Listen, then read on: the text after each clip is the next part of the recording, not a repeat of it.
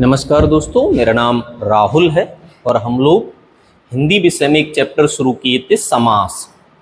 तो पिछली कक्षा में मैं आपको बता चुका था कि तत्पुरुष समास वह समास होता है जहां सामान्यतः कारक संबंधी चिन्ह अथवा परसर्ग छुपे रहते हैं। उसी में फिर हमने पढ़ा था कि कारक अथवा विभक्ति के आधार पर तत्पुरुष समास के कुल 6 प्रकार हैं, जिनमें से पहला आप लोगों ने पढ़ लिया था कर्म तत्पुरुष। अब बात करते हैं आगे। अगला है करण तत्पुरुष। करण अर्थात से अथवा के द्वारा। तो देखो, सबसे पहली इंपॉर्टेंट बात क्या समझनी है, करण होता क्या है। तो करण का तात्पर्य है कि आप जिसकी सहायता से कोई कार्य करें। करण का मतलब है कि जिसकी सहायता से कोई कार्य करे। अगर आपको कोई कार्य करना पड़ रहा है और अगर आपको किसी की सहायता लेनी पड़े तो वहां करण तत्पुरुष होता है। कि मैंने कारक में बढ़ा दिया था तो उसको दोबारा से उतना डिस्कस करूंगा नहीं, क्योंकि उतनी लंबी क्लास दोबारा से वही पढ़ा के बनानी नहीं है। ठीक है, तो करण तत्पुरुष कौन सा होता है, जहां सिंपल सी बात है, या तो शब्दों का विग्रह करने पर, समस्त पदों का विग्रह करने पर से की अनुभूति हो अथवा के द्वारा की अनुभूति हो। अगर से की अनुभूति हो रही है तो भी करण तत्पुरुष होगा, के द्वारा की अनुभूति हो रही है तो भी करण तत्पुरुष होगा, है ना। जैसे ईश्वर दत्त। ईश्वर दत्त, ईश्वर दत्त का मतलब है ईश्वर द्वारा दिया हुआ। तो यहां इस शब्द में आप लोगों ने पढ़ा कि उसका जो वास्तविक अर्थ है उसमें एक शब्द मिल गया है द्वारा। ठीक है ना। और समझिए, जैसे तुलसी कृत, यानी तुलसी द्वारा, कृत अर्थात बनाया हुआ, तुलसी द्वारा बनाया हुआ। रोगग्रस्त, रोगग्रस्त, रोग से ग्रस्त, रोग से पीड़ित ग्रस्त। गुणयुक्त, गुणों से युक्त। दयाद्र, दया से आद्र। रसयुक्त, रस से युक्त। इसी प्रकार और भी शब्द है जिनके बारे में मैं आपको चर्चा यहाँ कर दूंगा। जैसे मन माना, मन से माना हुआ। भूखमरा, भूख से मरा, है ना। प्रकृति दत्त, प्रकृति द्वारा दिया हुआ। आंखों देखा, आंखों से देखा हुआ। मोह मांगा, मोह से मांगा हुआ। पद यात्रा, पद पैरों से की गई यात्रा। बंधन मुक्त, बंधन से मुक्त। गुणहीन, गुणों से हीन। विद्याहीन, विद्या से हीन, विद्या की उपस्थिति नहीं हो उसे ही तो कहते हैं विद्याहीन। Very good. धन रहित, धन से रहित। ठीक है। वज्राहत, वज्र से आहत, वज्र से जिसको चोट लगे। शोकाकुल, शोक से आकुल। अकाल पीड़ित, अकाल से पीड़ित या के द्वारा पीड़ित। सिरोधार्य, सिर के द्वारा धार्य, ऐसे करके कह सकते हैं। हस्तलिखित, हाथ से लिखित, हाथ से लिखा हुआ। नेत्रहीन, नेत्रों से हीन।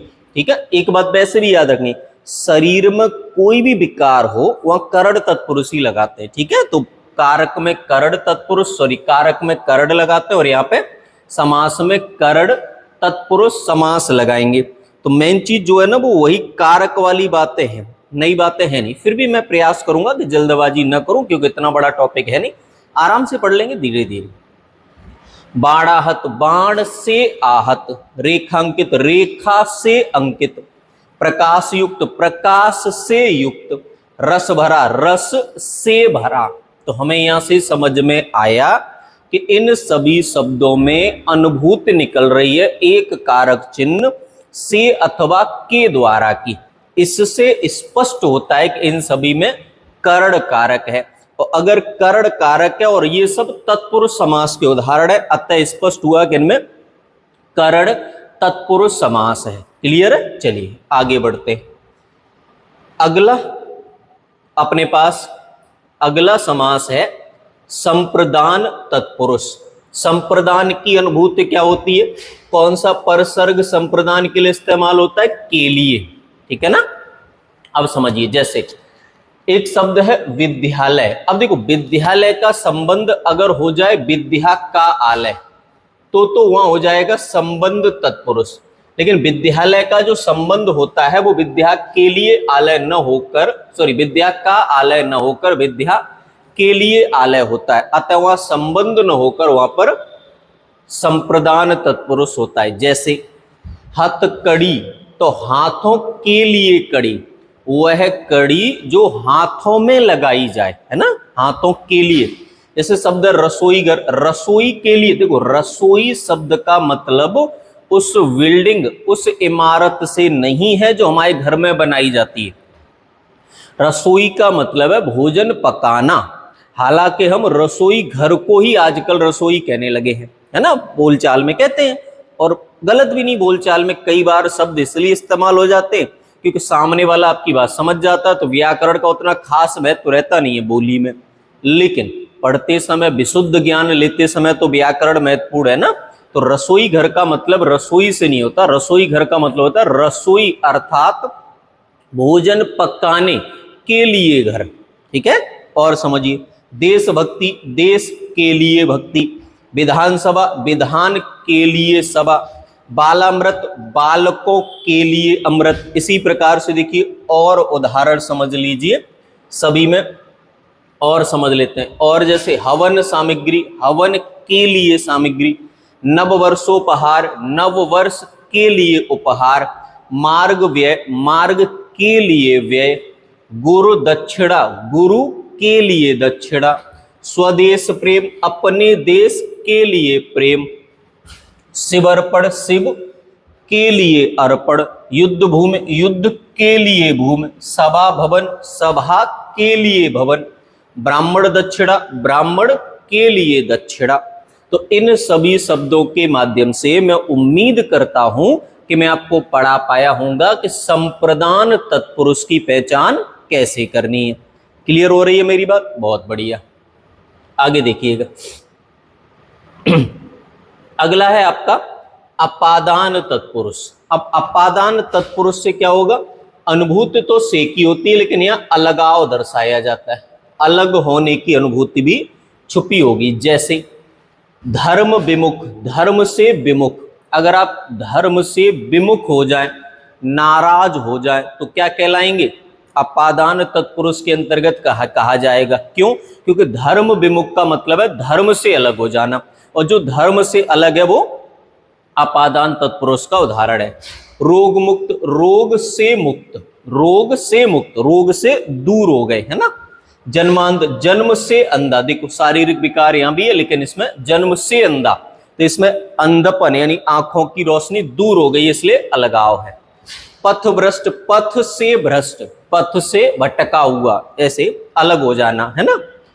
पदच्युत, पद से हट जाना। भयभीत, भय से भीत, आप जिस चीज से डरते हो उससे दूर ही तो रहते हो, और अलग रहो, दूर रहो, अर्थात अपादान तत्पुरुष। ठीक है। देश निर्वासित, देश से निकाला हुआ। जन्म रोगी, जन्म से ही रोगी। ऋण मुक्त, ऋण से मुक्त। धर्म भ्रष्ट, धर्म से भ्रष्ट। तो ये सभी उदाहरणों के माध्यम से मैंने आपको अपादान तत्पुरुष, जो कि पंचमी विभक्ति के अंतर्गत आता है, उसको पढ़ाने का प्रयास किया है। आगे है संबंध तत्पुरुष। अब संबंध कारक की पहचान होती है काकी के, रारी रे, नानी ने, ये सभी शब्द, है ना। काकी के, रारी रे, नानी ने।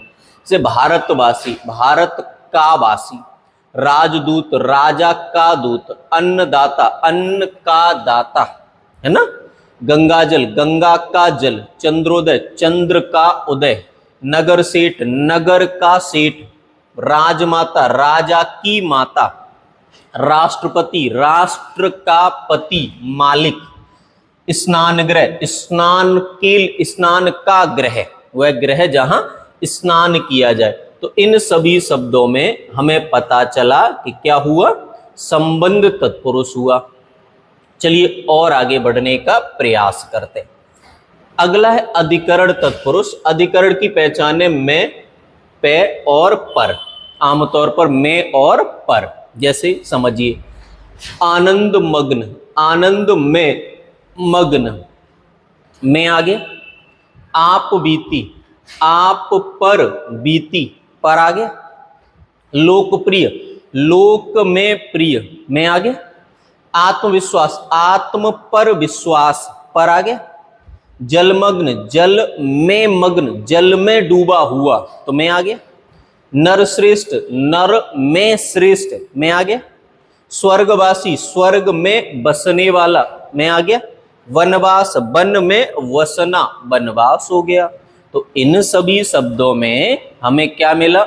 में अथवा पर। ये शब्दों की अनुभूति हुई और ये शब्द जहां जहां समस्त पदों का विग्रह करने पर आएंगे वहां होगा संबंध तत्पुरुष। तो हमने क्या सीखा भैया कि तत्पुरुष समास के 6 प्रकार होते हैं। कर्म तत्पुरुष, जहां विग्रह करने पर को शब्द आ जाए। करण तत्पुरुष, जहां विग्रह करने पर से अथवा के द्वारा आ जाए। अपादान, जहां से अलग होने में आ जाए। संप्रदान, जहां के लिए शब्द विग्रह करने पर बीच में आ जाए। संबंध, जहां काकी के रारी रे नानी ने आ जाए। और अधिकरण, जहां में या पर आ जाए। क्लियर है? तो ये आपको तत्पुरुष समास और उसके 6 प्रकारों के बारे में जानकारी मिल गई होगी। अब क्या होता है कि तत्पुरुष समास के 2 अन्य भेद और माने जाते हैं। आराम से मेरी बात को समझना है। एक अलुक तत्पुरुष और एक नय तत्पुरुष। अलुक तत्पुरुष कौन से? जो अभी आप लोगों ने पढ़े वो सब के सब यहां रखे जाते हैं। इन दोनों वर्गीकरण में से जितने कारक की उपस्थिति वाले समास सामासिक शब्द है वो सारे के सारे अलुक तत्पुरुष में रखे जाते हैं। दूसरा है नय तत्पुरुष। नय तत्पुरुष कौन सा होता है? जिस शब्द में न के अर्थ में अ अथवा अन का प्रयोग हो। शुद्ध भाषा में कह दे रहा हूं, अ अथवा अन लगा हुआ, नेगेटिव सेंस वाले शब्द। ऐसे शब्द जिनका अर्थ नकारात्मक निकल रहा हो, जैसे असभ्य, जो सभ्य न हो। अभाव, जहां भाव न हो। अनंत, जिसका कोई अंत न हो। असंभव, जो संभव न हो। तो सबका अर्थ नेगेटिव निकल रहा। अब सुनो, सामान्यतः सारे के सारे कहां हैं? अलुक तत्पुरुष के अंतर्गत। जैसे समझना, अगर किसी शब्द में, मेरी बात सुनना पहले, अगर किसी शब्द में करण तत्पुरुष की पहचान कर पा रहे हो और करण तत्पुरुष ऑप्शन में है नहीं, ऑप्शन ये है अलुक या नय, तो कौन सा लगाओगे? अलुक लगा देना, है ना। कारक वाले जितने भी आप लोगों ने अभी पढ़े ना 6 के 6 प्रकार, वो सब के सब अलुक तत्पुरुष में चले जाएंगे।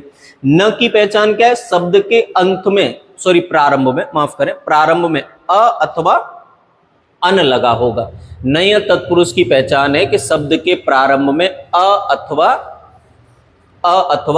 अन लगा होगा। तो अगर शब्द के प्रारंभ में अ लगा हो अथवा शब्द के प्रारंभ में अन लगा हो, अ लगा हो तो भी और अन लगा हो तो भी, अ लगा होगा तो भी नय तत्पुरुष है और अन लगा होगा तो भी नय तत्पुरुष है। क्लियर है मेरी बात? चलिए, बहुत बढ़िया। आगे अब इसके बाद आ जाते हैं, इसके बाद हम लोग पढ़ेंगे कर्मधारय समास। देखो, कर्मधारय समास में क्या होता है, मेरी बात को समझना, कि जिस समास में पहला पद विशेषण और अंतिम पद विशेष से अथवा पहला पद उपमेय और अंतिम पद उपमान हो, वहां कर्मधारय समास होता है। यानी कर्मधारय समास में क्या होता है? विशेषण विशेष से अथवा उपमेय उपमान का संबंध होता है। ठीक है, आगे दिया हुआ तो मैं आगे उसको विस्तार से बता दूंगा, समझिएगा ध्यान से। जैसे यहां पे समझना है, महाकवि, महान है जो कवि। महान शब्द क्या हो गया? विशेषण। किसी के बारे में कुछ भी बताया जाए, अच्छा है बुरा है, ये सब क्या है? विशेषण। तो किसी की तुलनात्मक विशेषता बताने का प्रयास किया जाए तो उपमेय उपमान का संबंध। ठीक है, जैसे नराधम, अधम है नर जो, अधम है नर जो, नर के बारे में बताया गया है। महान है औषधि जो, उसको महौषध कहते हैं। कर्मधारय समास होगा क्योंकि औषधि की महानता को बताया गया है। पीतांबर, पीला है अंबर जो। अब ये इसको लेके आप कंफ्यूज हो जाएंगे, तो कंफ्यूज मत होइए। बहुब्रीहि समास के कई शब्द यहां मिलेंगे जिनको मैं चर्चा में लाऊंगा जरूर, आप परेशान मत होइए। ठीक है, नीलांबर, नीला है अंबर जो। कमल नयन, कमल के समान नयन। जब ये समानता वाली बात आ जाए ना, तो हम लोग आगे अभी पढ़ेंगे तो उसमें उपमेय उपमान का संबंध होता है, लेकिन अभी रटने की जरूरत नहीं है, पढ़ने की जरूरत है, क्योंकि मामला रटने से नहीं बनेगा, मामला पढ़ने से बनेगा। देखो, नील कमल, नीला है कमल, जो कमल कैसा है, नीला। भला मानस, मानस कैसा है, भला। नील गाय, गाय कैसी है, नीली। काली मिर्च, मिर्च कैसी है, काली। नवग्रह, घर कैसा है, नया। पीत सागर, सागर कैसा है, पीत। परमेश्वर, परम है जो ईश्वर, सबसे महान ईश्वर, सबसे बड़ा ईश्वर। तो जब संज्ञा के बारे में कुछ भी पता चले, अच्छा बुरा, लंबा चौड़ा छोटा, ये सब उसके गुण अवगुण कुछ भी पता चले, वो सब क्या कहलाता है, विशेषण। Very good. तो वही विशेषण के आधार पर, विशेषण विशेष्य के आधार पर हम लोगों ने पहचान करी किसकी, कर्मधारय समास की। आपको समझ में तो आ रहा है। देखो मैंने पहले कौन सा बताया, पहले अव्ययीभाव बताया, जिसकी पहचान क्या बताई, पहला पद अव्यय होगा, अथवा उपसर्ग भी हो सकता है, अथवा शब्द रिपीट हो जाए, ये पहचान है सामान्य। तत्पुरुष में कारक चिन्ह छुपे होते हैं। अब जहां कारक चिन्ह के बाद एक प्रकार आता है अलुक और नय तत्पुरुष। अलुक जो उदाहरण पड़े तत्पुरुष समास में कारक वाले, वो सब अलुक में ही हैं। नय नकारात्मक भाव वाले। कर्मधारय पे आ जाओ, विशेषण विशेष से अथवा उपमेय उपमान का संबंध होता है ना। चलिए अब बात करते हैं इससे आगे। कर्मधारय के सामासिक शब्दों में विशेषण विशेष से अथवा उपमेय उपमान का संबंध होता है। इसके आधार पर दो प्रकार कहे जा सकते हैं, वही देखो समझो। विशेषण विशेष वाले कौन से, जहां ये पता चले कि कैसा है, जैसे महाराज, राजा कैसा है, महान। महाकवि, कवि कैसा है, महान। परमात्मा, आत्मा कैसी है, परम। भल मानुष, मानुष कैसा है, भला। ये तो आप लोगों ने पढ़ लिया, कैसा से पता चल जाता है ना। अब बात आ जाती है आपकी उपमान वाचक कर्मधारय समास की। उपमान वाचक कर्मधारय समास कौन से होते हैं, मेरी बात को सुनना, कहीं कंफ्यूजन हो बताना, ठीक है। उपमान वाचक कैसे होते हैं, उपमान वाचक का मतलब होता है आपको पता करना है किसी न किसी के समान। सिंपल सी बात है, आपको सिंपल क्या ध्यान देना है, के समान, के जैसा, है ना। जैसे चंद्रबदन, चंद्रमा के समान बदन। मृगनयनी, मृग के समान नयन। अमृतवाणी, अमृत के समान वाणी, वचन या वाणी जो भी आप बोले। अब आप मुझे एक बात बताइए बस, क्या आपको उपमेय उपमान वाचक में कोई संदेह रहा, मुझे नहीं लगता रहा। पहचान क्या है, के समान, है ना। और विशेषण विशेष वाले में कोई संदेह नहीं, बिल्कुल नहीं, क्योंकि वहां पूछना है कैसा है, ठीक है ना। तो इंपोर्टेंट बात यह है कि अगर मैं आपसे पूछूं कि कर्मधारय समास के कितने प्रकार हैं, सामान्यतः तो दो। विशेषणवाचक कर्मधारय, जहां विशेषण विशेष का संबंध हो। उपमानवाचक कर्मधारय, जहां उपमेय उपमान का संबंध हो। उपमेय उपमान को कैसे पहचानोगे, के समान शब्द से। विशेषण विशेष को कैसे पहचानोगे, कैसा है नामक शब्द से। क्लियर हो रही मेरी बात, कोई कंफ्यूजन तो नहीं, बहुत बढ़िया, बिल्कुल मजेदार पढ़ रहे हैं आप। आगे बढ़ूं, चलिए अगला देखिए, अगला है हमारा द्विगु समास। अब द्विगु समास में मैंने क्या बोला था कि यह समास का चलो छोड़िए, मतलब ये इस समास में पहला पद संख्यावाची होता है, पहला पद संख्यावाची होता है। तो जिस सामासिक शब्द अथवा समस्त पद का पहला पद संख्यावाची हो वहां होता है द्विगु समास, ठीक है। तो जिस कर्मधारय समास का पहला पद संख्या बोधक हो वह द्विगु कर्मधारय या द्विगु समास कहलाता है। लेकिन याद रखना है, आजकल ये द्विगु कर्मधारय इसकी मान्यताएं खत्म हैं। तो अगर मैं आपसे बोलूं कि कर्मधारय यहां से गायब करके परिभाषा याद करो, तो मेरे लिए समझाना, आपके लिए समझना ज्यादा आसान है। सिंपल बात समझनी है मेरी आपको कि जिस समास का पहला पद संख्यावाची हो वहां होता है द्विगु समास, ठीक है। कोई कंफ्यूजन नहीं, बढ़िया। अब देखो समझो, इसके दो भेद होते हैं। दो भेद होते हैं, एक समाहार द्विगु और एक उत्तर पद प्रधान द्विगु। समाहार द्विगु में क्या होता है कि दोनों ही पद प्रधान होते हैं, और उत्तर पद प्रधान में क्या होता है कि दूसरा पद प्रधान होता है। लेकिन वही मैं फिर आपसे बोलूंगा कि आपको इसके दोनों प्रकारों को अलग अलग पढ़ने की आवश्यकता है नहीं। सिंपल आपको समझना है, क्या समझना है कि द्विगु समास होता क्या है, केवल इतना समझ के चलना है। ठीक है, देखो पॉइंट पर आते हैं। जैसे द्विगु का मतलब होता है दो गायों का समाहार। समाहार शब्द का मतलब है समूह से, तो द्विगु का मतलब है दो गायें। तो गाय कितनी? दो। किसी भी वस्तु अथवा समूह की संख्या अगर पता चले तो समझ जाना है कि वह द्विगु समास है। जैसे अष्टाध्यायी 8 अध्यायों का समूह, पंचतंत्र 5 तंत्रों का समूह, पंचवटी 5 वट वृक्षों वाला स्थान, शताब्दी 100 अब्दों यानी 100 वर्षों का समूह, चतुर्दिक 4 दिशाएं, दोपहर 2 पहरों का समाहार, त्रिफला 3 फलों का समाहार। आराम से समझना मेरी बात। त्रियोगी 3 युगों का समाहार, त्रिभुवन 3 भवनों का योग, तीनों भवन मिलाकर त्रिभुवन कहलाता है। चवन्नी 4 आनों का योग, त्रिगुण 3 गुणों का समूह, सठरस 6 रसों का योग, 60 रस। ठीक है। नवरत्न 9 रत्नों का योग, पंचपात्र 5 पात्रों का योग। आगे आराम से समझना।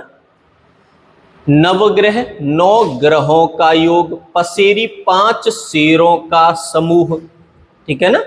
त्रिलोक 3 लोकों का योग, चौराहा 4 राहों का योग, सतसई 700 का योग, चतुर्वेद 4 वेदों का योग। तो आपको समझ में आ गया होगा कि जहां पहला पद संख्यावाचक हो। अब जैसे एक शब्द है आपका तिरंगा, अब बताइए तिरंगा में ये समास होगा कि नहीं होगा? बिल्कुल होगा। अगर मैं एक शब्द आपका बोल दूं 51, तो आप बताइए कि क्या 51 जो शब्द है वह है द्विगु समास का उदाहरण होगा? तो आप डायरेक्ट बता देंगे कि होगा, जबकि ऐसा नहीं है। तिरंगा में 3 रंगों का समाहार है, इसीलिए वह द्विगु समास होगा। लेकिन 51 में एक और आवन वाली अनुभूति है, अतः ये द्विगु समास का उदाहरण नहीं होगा। क्यों नहीं होगा? क्योंकि द्विगु समास का उदाहरण होने के लिए पहला पद संख्यावाची और दूसरा पद किसी समूह अथवा पदों की बात करना चाहिए, जो यह नहीं कर रहा है। अतः इस आधार पर 51 जो शब्द है वह है द्विगु समास का उदाहरण नहीं होगा। मेरी बात आपके सामने क्लियर हो पा रही है? कोई कंफ्यूजन तो नहीं है? बहुत बढ़िया। आगे देखिए, इसके बाद अगला समास है आपका द्वंद्व समास। द्वंद्व में मैंने क्या बताया था कि जिस समास के दोनों पद प्रधान होते हैं और दोनों के बीच में योजक चिन्ह और छिपा रहता है। समास का विग्रह करोगे तो और, अथवा, या, एवं आदि शब्द लग जाते हैं, वह द्वंद्व समास कहलाता है। दोनों पदों को जोड़ने वाले समुच्चय का लोप हो जाता है। जैसे कहने का तात्पर्य क्या हुआ कि द्वंद्व समास के शब्दों का सामासिक विग्रह किया जाए तो दोनों अपने आप में प्रधान होते हैं, दोनों के अपने अपने अर्थ होते हैं। ठीक है। अच्छा, ये ध्यान रखना है, हमेशा योजक चिन्ह लगा होना जरूरी है? बिल्कुल जरूरी नहीं है। ये ध्यान रखना है, बिल्कुल जरूरी नहीं है। ठीक है ना। दोनों शब्दों का दोनों ही शब्दों के बीच में योजक चिन्ह लगा हो, बिल्कुल जरूरी नहीं है। ठीक है। बस याद रखना है, योजक चिन्ह लगा हो न लगा हो वो उतना खास है नहीं। मेन चीज क्या है कि दोनों शब्द मुख्य होंगे, दोनों ही अपना अलग अलग अर्थ देने की चेष्टा कर रहे होंगे। ठीक है। जैसे भाई बहन, तो देखो भाई और बहन दोनों के अपने अर्थ है, दोनों के अपने अर्थ है। बहुत बढ़िया। गंगा यमुना, गंगा और यमुना। पाप पुण्य, पाप और पुण्य। आचार विचार, आचार और विचार। माता पिता, माता और पिता। दाल भात, दाल और भात। खरा खोटा, खरा और खोटा, चाय पानी, चाय और पानी, सब जगह दोनों के अपने अपने अलग अलग अर्थ हैं, बात को समझना। गाय बैल, गाय और बैल, तो हमने जो भी उदाहरण पढ़े उन सभी उदाहरणों में स्पष्ट है कि जो दो मूल शब्द हैं वो दोनों अपना अलग अलग और निश्चित अर्थ देते हैं। अतः यहाँ पे हो गया द्वंद्व समास। द्वंद्व यानी दोनों के अपने अपने अर्थ। देखो द्वंद्व का एक सामान्य तात्पर्य होता है झगड़ा, और मेरा आपसे और आपका मेरे से झगड़ा हो जाए तो हमारे चूल्हे अलग जलेंगे कि ना जलेंगे, आप बताओ। मेरा चूल्हा अलग और आपका चूल्हा अलग, तो यही सीधी सी बात है कि यहाँ पे हो गया द्वंद्व समास। क्लियर हुई मेरी बात? बहुत बढ़िया। देखिए अब द्वंद्व समास के मुख्यतः होते हैं तीन प्रकार। द्वंद्व समास के मुख्यतः होते हैं तीन प्रकार। इतरेतर द्वंद्व, इतरेतर द्वंद्व। अब समझना ध्यान से, इतरेतर द्वंद्व कौन सा होता है उस पर चर्चा कर ले रहे हैं। जिस समास के सभी पदों में और समुच्चय बोधक अव्यय से जुड़े हों, इतरेतर द्वंद्व समास कहलाते हैं। जिनके बीच में विग्रह करने पर और शब्द आता हो, जैसे देखो भला बुरा। अब मैंने बोला था ना योजक चिन्ह लगा हो जरूरी नहीं है। भला बुरा में कहां लगाए डैश, लगाए कहीं योजक चिन्ह नहीं लगा, तो वही बात है, अधूरी जानकारी नहीं पढ़नी है, पूरा पढ़ना है और ईमानदारी से पढ़ना है। ठीक है, कहीं कोई कंफ्यूजन हो मुझे बताइए, मैं हूं कमेंट सेक्शन में, कमेंट कीजिए, जवाब दूंगा, जरूर दूंगा। ठीक है, बस हो सके तो थोड़ा सा ध्यान से पढ़िए। भला बुरा, भला और बुरा, पाप पुण्य, पाप और पुण्य, राग विराग, राग और विराग, राधा कृष्ण, राधा और कृष्ण। तो यहां से हमें पता चला कि सभी शब्दों के बीच में और शब्द आ रहा है, तो और, तथा, एवं ये शब्द जुड़े हों तो समझ जाना हुआ क्या है, इतरेतर द्वंद्व है। अगला है समाहार द्वंद्व। देखो समाहार द्वंद्व में क्या है, बात को समझना। देखो जैसे समाहार द्वंद्व, जिन शब्दों, जिस द्वंद्व समास से उसके पदों के अर्थ के अलावा उसी प्रकार का और भी अर्थ सूचित हो, प्रायः एक ही अर्थ के पदों के मेल से बनते हैं। यानी जो शब्द लिखे उनका अर्थ सामान्यतः एक ही निकलेगा। जैसे रुपया पैसा, तो रुपया पैसा वगैरह एक ही तो बात है, धन की बात है। घर द्वार, घर द्वार एक ही तो बात है, घर द्वार एक ही तो बात है। नाक कान, शारीरिक अंगों की तो बात चल रही है। नहाया धोया, नहाया धोया आदि। मतलब इसमें जैसे समझो, नहाया धोया का मतलब केवल नहाया धोया से नहीं, इस प्रकार की अन्य क्रियाओं की भी बात करी जा रही है। नाक कान अन्य अंगों की भी बात करी जा रही है कि उसके नाक कान काट के फेंक देते, तो मतलब केवल नाक और कान काटने की बात नहीं है, अन्य अंगों को भी विच्छेद करने की बात है। तो जब वहां शब्दों के अपने अर्थ हो लेकिन उसको अन्य अर्थों में भी स्पष्ट किया जा सके तो वहां होता है समाहार द्वंद्व। अगला है वैकल्पिक द्वंद्व। जब दो पद या अथवा आदि विकल्प सूचक समुच्चय बोधक के द्वारा मिले हो और उस समुच्चय बोधक का लोप हो जाए, तब उन पदों के समास को वैकल्पिक द्वंद्व कहते हैं। अपनी भाषा में मैं सीधी बात समझा दूं, या मिलेगा, पाप पुण्य, पाप या पुण्य, भला बुरा, भला या बुरा, बुरा है, धर्माधर्म, धर्म या अधर्म, थोड़ा बहुत, थोड़ा या बहुत। तो जहां भी और, तथा, एवं इनकी अनुभूति मिले, है ना, इतरेतर द्वंद्व। जहां शब्द लिखे उनको और वर्गीकृत किया जा सके, समाहार द्वंद्व। जहां या अथवा वैकल्पिक रूप आ जाए वहां वैकल्पिक द्वंद्व। क्लियर है? तो मैंने आज आपको द्वंद्व समास तक पढ़ाने का प्रयास किया है। बची हुई समासों की चर्चा हम करेंगे अगली कक्षा में। तब तक आप इस क्लास को देखिए, सुनिए, समझिए और विस्तार से समझने का प्रयास कीजिए। कोई समस्या है तो मुझे कमेंट सेक्शन में कमेंट करके बताइए। अगर पढ़ाई ठीक पढ़ा रहा हूं तो कृपया शेयर कर दीजिए। मिलेंगे अगली क्लास में, तब तक खुश रहिए, ख्याल रखिए और मन लगाकर पढ़िए। धन्यवाद।